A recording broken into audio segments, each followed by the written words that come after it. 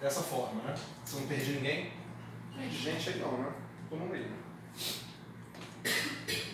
Então repara que se esse dnθ aqui fosse zero, ou seja, se esse θ de fato não dependesse da posição do espaço-tempo, essa derivada aqui daria zero e a gente dizer, o cara não se transformou, ele é invariante. Né? Entretanto, como agora o θ é uma função que depende de x, a derivada é não nula. Né? Então esse cara não é mais invariante. Está bem, então, apesar de eu ter essa simetria global, quando eu escrevo essa lagrangiana eu ganho essa simetria global. Né? Mas eu não ganhei essa simetria local. Eu não tenho essa simetria a princípio. E se eu impuser? Agora eu vou impor, falar, eu quero que seja invariante por simetria local e vamos ver as consequências. Né? Se der samba, a gente usa. Se não der, a gente joga fora. Bem, está claro que se a gente não fizer nada, nada acontece, não funciona, né? A gente vai ter que propor alguma coisa. Ô Felipe, fale. Mas é simples assim? Eu quero que seja local, então... Não, eu não falei que eu quero. Se eu impuser que seja local, vamos ver as consequências. Será que não tem, tipo, sei lá, alguma outra motivação por trás, como se ela não for invariante local, vai perder alguma quantidade conservada? Você vai começar a perder o eletromagnetismo, você vai perder corrente conservada, você vai perder um monte de coisa. Então, assim, o exercício é um exercício, nesse momento, puramente acadêmico. Né? Tá. É só assim, se eu insistir na simetria local, a gente precisa, todas as interações fundamentais são baseadas na simetria local, é isso que a gente acredita hoje. Se a gente não tivesse simetria local, a gente não tinha interação fundamental. Então, assim, a menos que a gente encontre algum jeito melhor de fazer, hoje a gente precisa dessa simetria. Entendeu?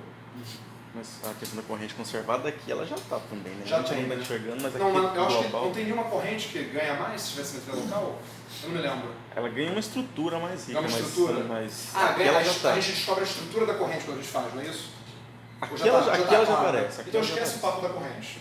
Só pensa que, assim, na estrutura que a gente tem no 3 de gauge, a gente precisa, porque senão a gente não escreve as interações fundamentais. A gente também pode dizer que é uma inspiração do eletromagnetismo, que a gente já sabe que tem simetria de eletromagnetismo. Pode ser, uma excelente resposta. A gente sabe que o campo AMI, do eletromagnetismo básico, ele tem uma certa redundância, né?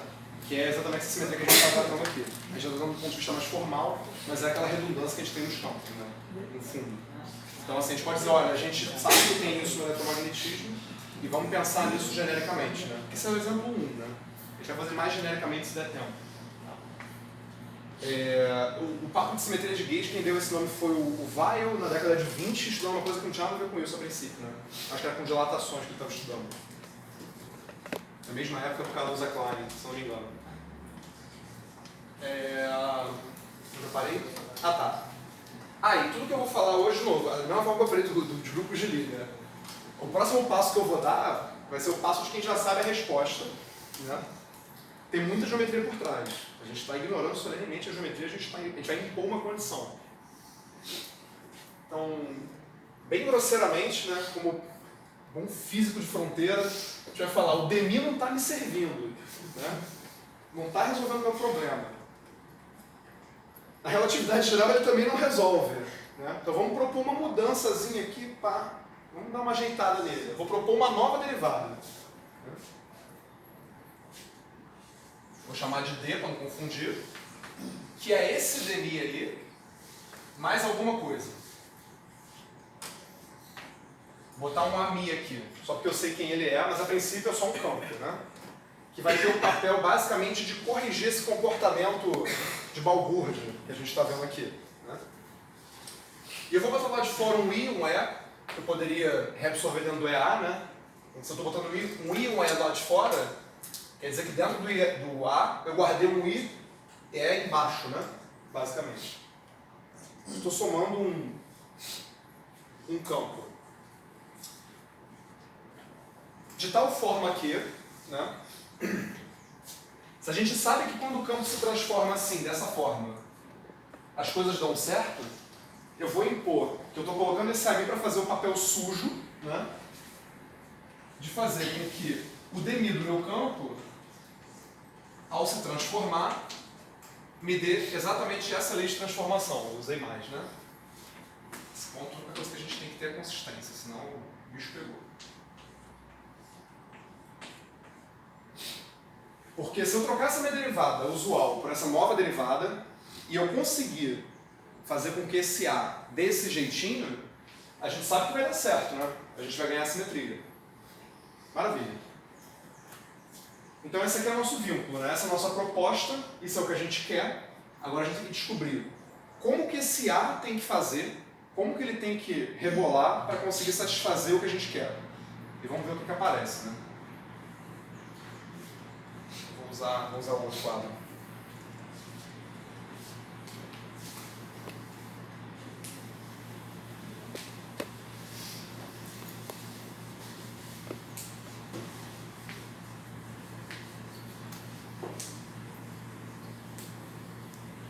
Se vocês assistirem algum curso de eletromagnetismo de Lyell, pode escolher o ano, tanto faz. Né? Tem gravado no professor global, ele vai gastar 1 hora convencendo vocês que isso é razoável. Então assim, eu vou passar exercício, vejam o curso de Lyell, escolham qualquer ano, não tem problema.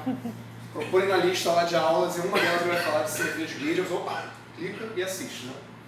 Que aí vai vir com vida, porque isso aqui está sendo uma roubalheira danada, né? Então, vamos lá. Repara que o está fazendo um papel de conexão, né? Se a gente estivesse falando de adaptação. Vamos lá, então. Vamos botar para ferrar isso aí. Então eu tenho dmi, vou seguir minha proposta, né? Mas I é a Mi, linha, agora, né? Atuando em psi linha, tem que me dar fase, dmi, psi, mas I é a Mi psi. Tá?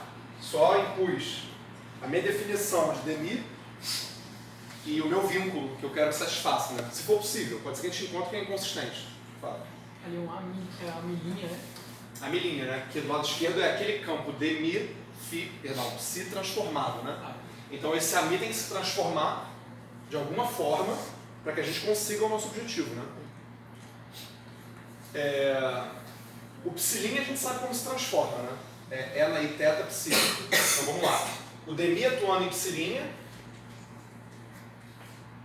aqui vai dar dmi de E na i θ. Lembrando que tudo aqui está dependendo de x, né?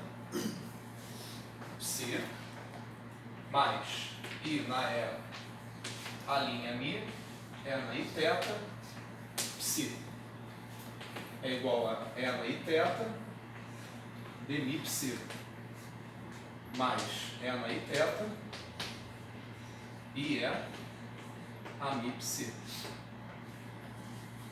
Agora vamos abrir esse cara aqui, tem dois caras que dependem de x, tem um θ lá em cima e o psi aqui embaixo, então lines deles vai dar I dmi θ, se importante, E na i θ, psi, mais E na i θ, agora eu vou derivar o segundo, né? Dmi psi, aí repete esse termo aqui agora, mais I é na a linha Mi, é na i θ, psi, é igual a isso aqui que eu não vou reescrever. Se vocês quiserem deixar bonitinho no caderno, eu reescrevo, né? Então a gente tem do lado esquerdo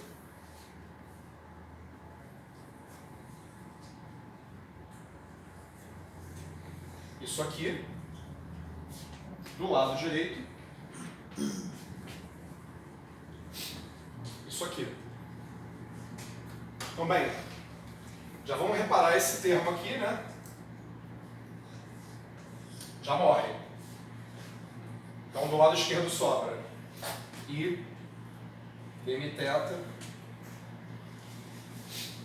Vou escrever mais um passo, vamos lá. E na i θ, dmi θ entre parênteses, psi, esse cara que morreu, né? Mais I é a linha Mi é na i θ, psi, e do lado direito só vai sobrar é na i θ e é a Mi psi. Opa, sem só psi. Então vocês copiam, eu vou apagando aqui. Se eu errar alguma coisa, você avisa, hein?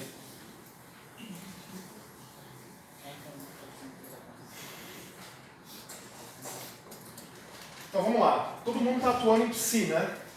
Então vou pegar todo mundo já sem o psi. E todo mundo tem ena e teta. Repara que ena e teta é só uma fase, né? Ainda que dependa da posição. Então, se ela está à esquerda ou à direita, é só uma fase, né? Então eu vou ignorar o psi, que todo mundo tem, e vou ignorar o ena e teta, que todo mundo tem.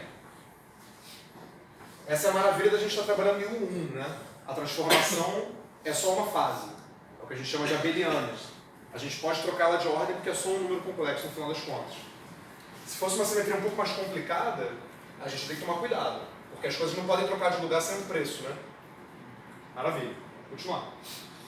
Então a gente obtém que I dn θ, morreu todo mundo, né? Mais IE. Tem um I em todo mundo também. Tem um I em todo mundo? Tem um I em todo mundo. Então, vamos comer o I também. Vou escrever. Agora a pergunta é, tinha que ter um I em todo mundo? Tinha, tá certo.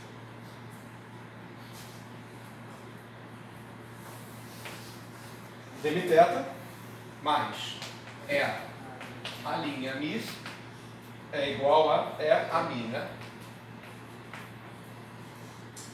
Vou passar esse cara agora para o outro lado e vou dividir um por E, né? Então, a gente obtém que a nossa imposição deu essa lei de transformação aqui.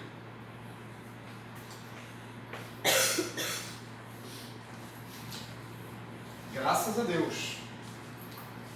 Que é a lei de transformação do campo ami, do fóton. Né? Então, se a gente trocar a nossa derivada usual por uma derivada modificada, né? Por algum objeto ami, de tal forma que ela satisfaça esse vínculo aqui, o que a gente obtém é que esse campo ami necessariamente tem que se transformar dessa forma aqui. Se vocês substituírem os mis, né?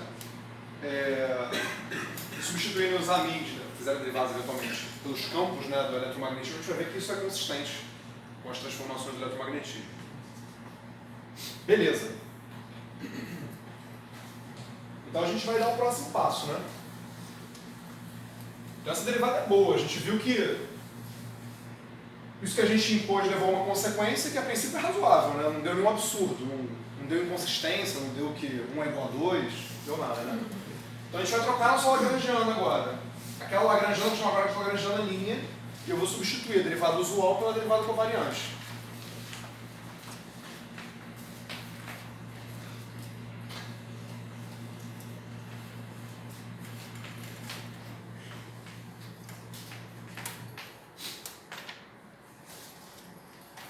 Se eu substituir isso, o que eu ganho é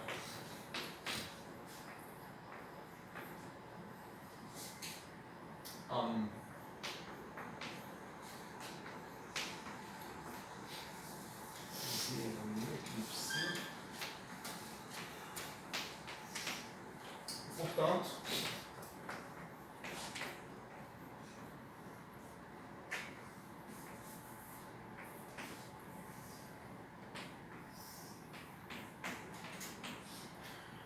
usei convenção demais, né?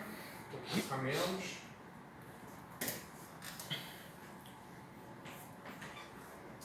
Barra gama mi.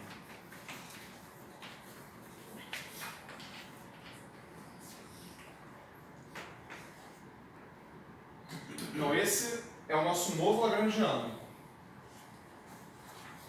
Agora com a imposição de simetria local. O que a gente tem aqui é o lagrangiano de Dirac usual, ou seja, um termo cinético para o elétron, que daria o propagador, para quem sabe o que é, junto com o termo de massa, né? Termo de massa para o elétron, e algum termo desse meu elétron conversando com esse campo novo que a gente instituiu, né? A gente colocou ali para resolver o nosso problema. Isso aqui nada mais é do que um termo de corrente, J mi a mi. Portanto, se a gente acredita nessa extensão, a gente acabou de dar uma origem microscópica para o termo de corrente na teoria de Maxwell. A gente está dizendo que a corrente ela é dada uma estrutura que tem uma constante, que é o E, né, do eletromagnetismo, e dada pelos próprios férmions. Ou seja, a corrente fermiônica. Né? Quem está carregando a corrente são os danados dos elétrons. Maravilha. O que está faltando aí? Tem uma coisa faltando.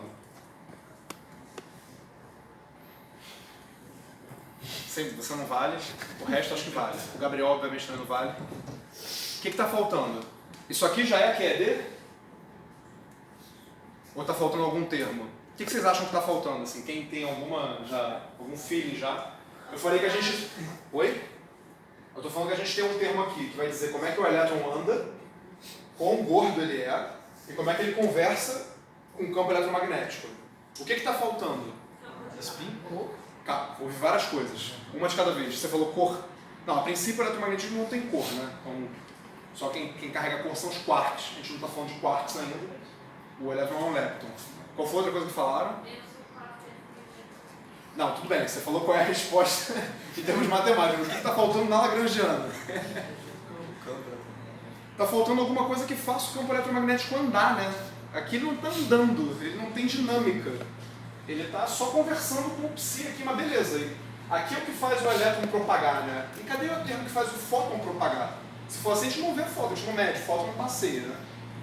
Então falta um termo para dar dinâmica para o ami. A gente sabe que para colocar no Lagrangiano vai ter que ser covariante, quer dizer, uma coisa que tem que ser um escalar perante os índices de Lorentz. Vocês não sabem, mas eu vou dizer, ou melhor, alguns não sabem, tem que ter dimensão 4 no máximo, senão não vai ser renormalizável. Então a gente não está querendo muita derivada nos termos, não. E se a gente está falando de um termo que vai dar alguma dinâmica, que vai dar propagadores, seria interessante que ele fosse quadrático nos campos. Porque é a cara que o propagador vai ter, para poder ver como é que as coisas caminham nas equações de movimento. Toda essa afirmação que eu estou fazendo, vocês não sabem, não dá tempo de fazer, então eu sugiro, dê uma olhadinha no curso de Elael, vale a pena. É bem legal. A contração de F1 Pouco falaram. Como é que a gente faz se a gente estivesse no curso de relatividade? Eu sou muito fraco em relatividade, mas como é que a gente faz na relatividade para quem já fez, para poder tentar corrigir isso? Como é que a gente acha o termo? Como é que a gente acha o que falta para poder completar esse raciocínio usando isso aqui? Quando a gente faz a ideia de conexão, a gente fala, por exemplo, no paralelogramo, a gente caminha por um lado e por outro e vê que dá diferença, né? Grosso modo. E o que a gente faz? Faz o comutador, né? Então eu vou propor, por que a gente não calcula o comutador só para ver o que dá? Né? A gente precisa de um termo que tenha dois A's, basicamente. A gente quer que tenha algum tipo de derivada. A gente não quer muita derivada, dá para botar derivada quinta, que não vai dar certo, né? E a gente sabe que no final tem tudo que está contraído de Lorentz, né?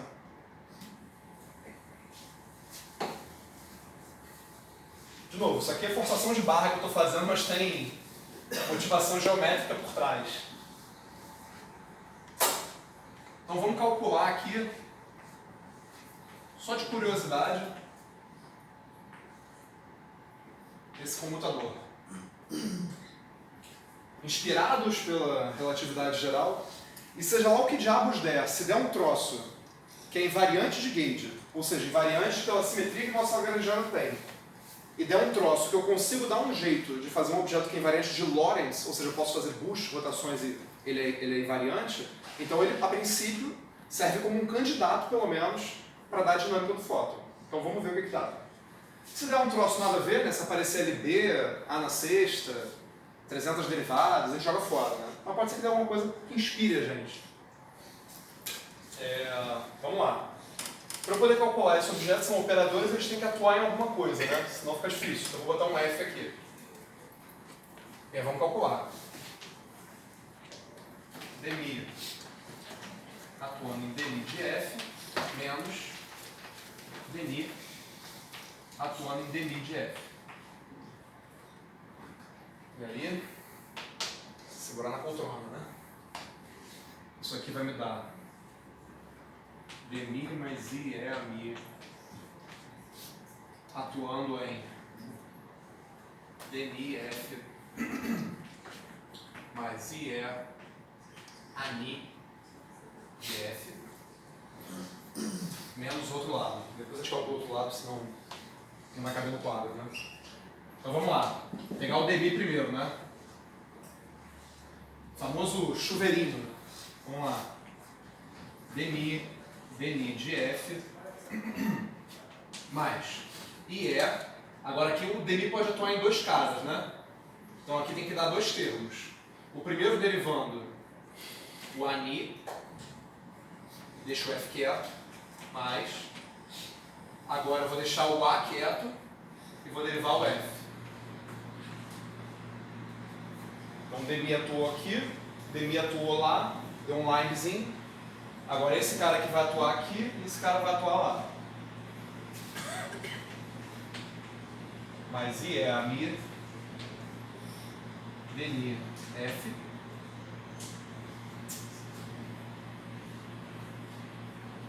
Agora, IE com IE vai dar menos, né? É 2. ANI F.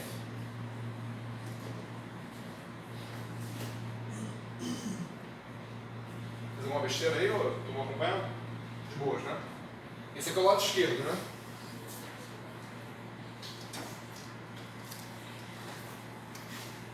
Se vocês fizerem o lado direito, né? Basicamente a única coisa que muda é trocar a ordem dos nis e mis, né? Pelo jeito que a gente está calculando. Então, não requer que a gente refaça a conta. Então, vamos trocar agora menos. E tem um sinal de menos, então vou trocar os sinais também todos, né? Beleza. Menos dmi F. Troca os sinais todos. Eu falei que está razoável, né? Então, menos na frente. Tá.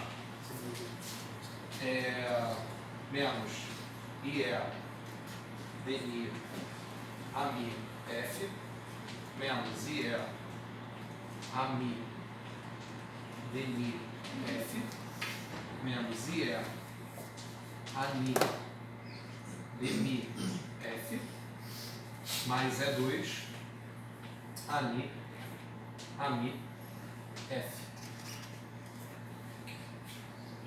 Então esse é o resultado que a gente está obtendo por enquanto.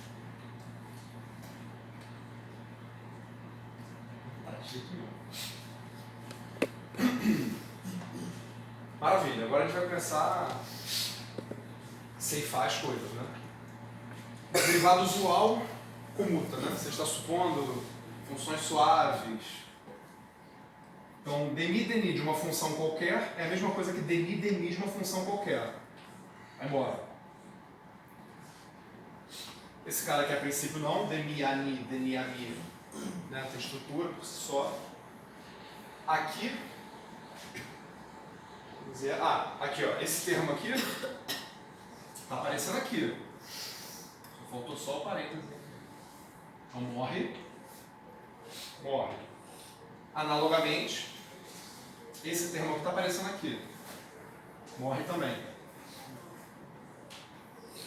E esse cara aqui tem ani, ami e ami. Aí eu vou repetir aquilo que eu falei, né? A gente está lidando com uma teoria abeliana, né? Esses campos comutam. Eu posso trocar a ordem deles. Então esse aqui no fundo morre também. Aqui é um ponto de atenção, né? Só que morre porque ele está no U1. Se fosse SU2, por exemplo, não ia morrer. Isso aqui é dar uma lei de comutação, né? Então só o que sobrou pra gente, no final das contas, foram esses dois termos aqui, né? Que eu vou escrever como sendo IE dmi ani menos dmi ami, atuando no Fzinho.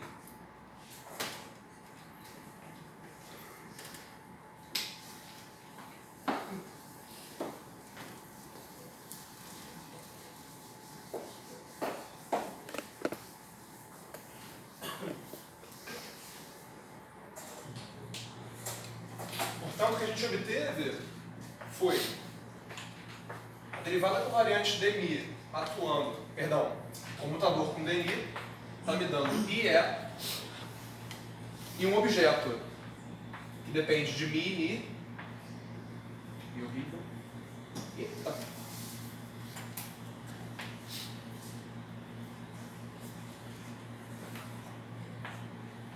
Onde esse F mini está sendo definido como sendo derivada mi em relação a mi menos derivada mi em relação a mi.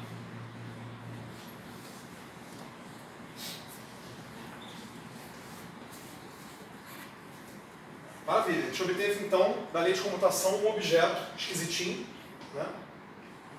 Mas que possivelmente pode nos ajudar.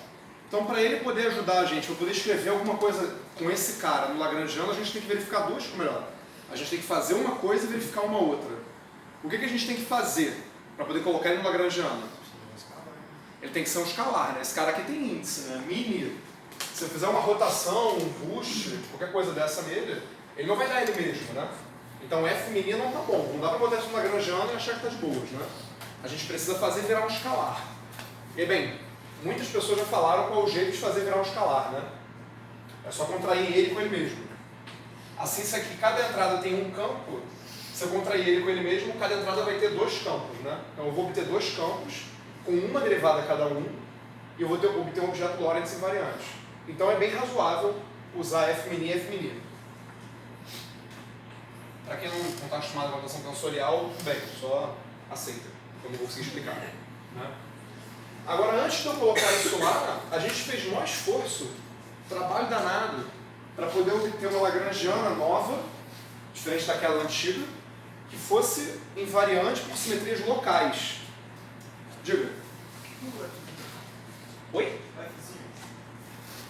O Fzinho a gente está atuando nele, né? Eu calculei a derivada, perdão, a comutação entre as derivadas, que são operadores, e aí, exatamente, acho que uma função teste, exatamente. Excelente palavra, se eu tivesse pensado nela, eu teria usado desde o início. Eu pensei, tem que atuar em alguma coisa, porque se não atuar em nada, vocês já fazem cagada logo no início, né? Porque na hora de fazer a derivada, vocês não vão derivar o que está do lado, né? Vai perder o caráter de operador, e a conta vai dar errado. Lembrem disso, estão lidando com operadores, atuem em alguma coisa, depois vocês fatoram essa coisa para que ela não faça diferença. Se não der para fatorar, é porque alguma coisa que vocês estão fazendo está errada. Então a estrutura de Lorentz está certo, mas eu não posso pegar esse termo e botar lá e perder tudo que eu demorei tanto para conquistar. Né? Senão eu não cheguei em lugar nenhum. Né? Propus uma coisa nova que não funciona. Então a gente tem que verificar o quê? Se ele é invariante por transformação local. Né?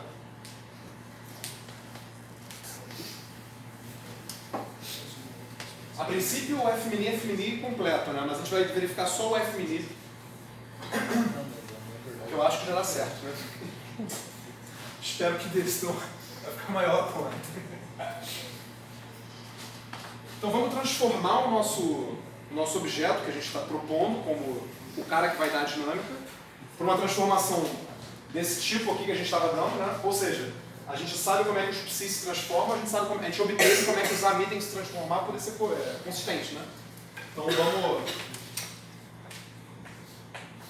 escrever isso. Aqui a estrutura dele. E a gente sabe que simetria local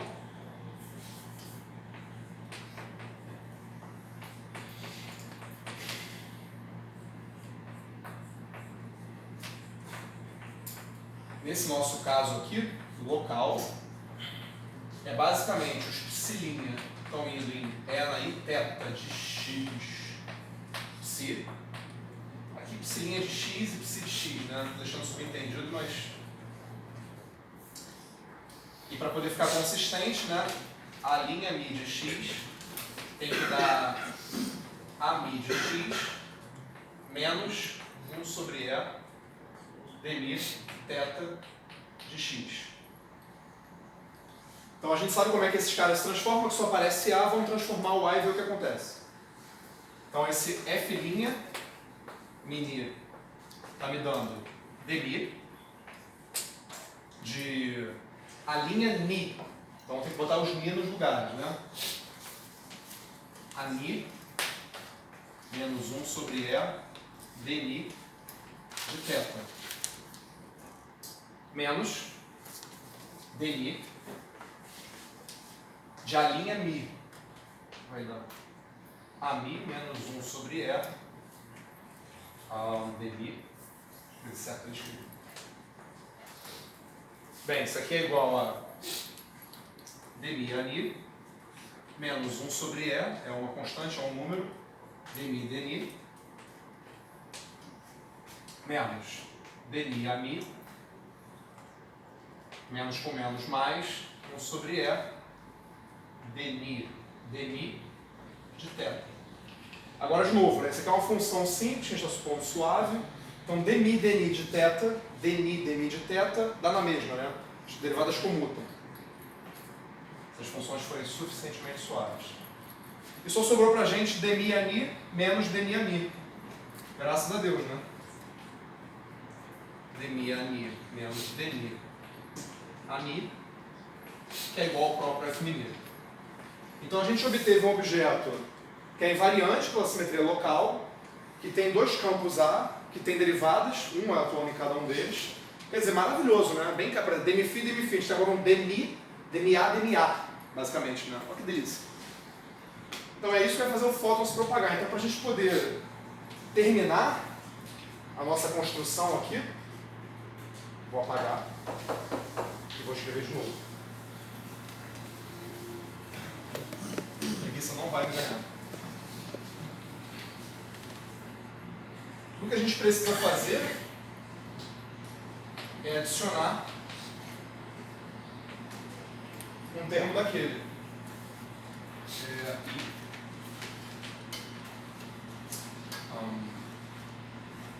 E aqui vou botar logo o Dzão, né?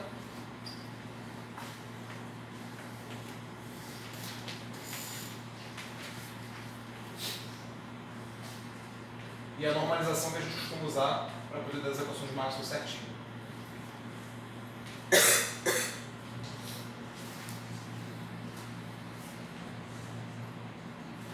Então essa vai ser a Lagrangiana da QED.